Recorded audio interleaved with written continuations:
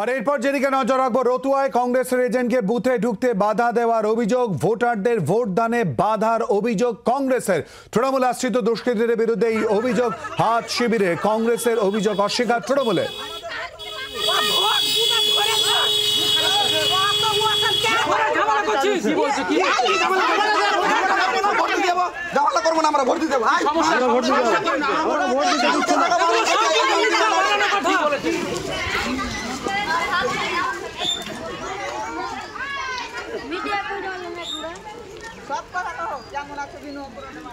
কথা বলবে এ নিয়ে, সঙ্গে রয়েছে আমাদের প্রতিনিধি প্রদ্যুৎ দাস। প্রদ্যুৎ, কংগ্রেসের তরফ থেকে ঠিক কি অভিযোগ করা হচ্ছে, তৃণমূলের বক্তব্য কি এই ঘটনায়?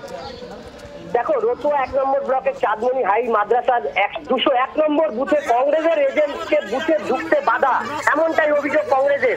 কিন্তু পাল্টা তৃণমূলের বক্তব্য যে মিথ্যা অভিযোগ, এই অভিযোগ কিন্তু তৃণমূল মানছে না। কারণ যেটা কংগ্রেস বলছে যে তৃণমূলের দুষ্কৃতীরাই কিন্তু তাদের বাধা দিচ্ছে। শুধু এখানে নয়, বেশ কিছু জায়গায় এরকম অভিযোগ করছে কংগ্রেস যে বুথে ঢুকতে দেওয়া হচ্ছে না তাদেরকে, এবং সেই পাল্টা কিন্তু তৃণমূলও সেই উড়িয়ে দিচ্ছে। কারণ তারা বলছে এগুলো কংগ্রেসের সাজানো গল্প।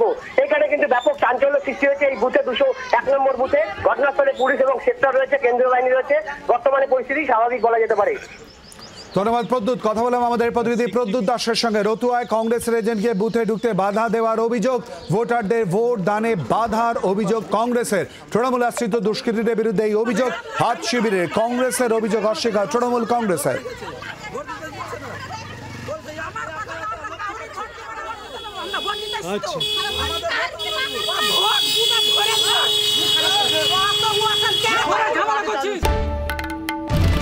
বাংলার আওয়াজ, বাঙালির আবেগ, জি 24 ঘন্টা।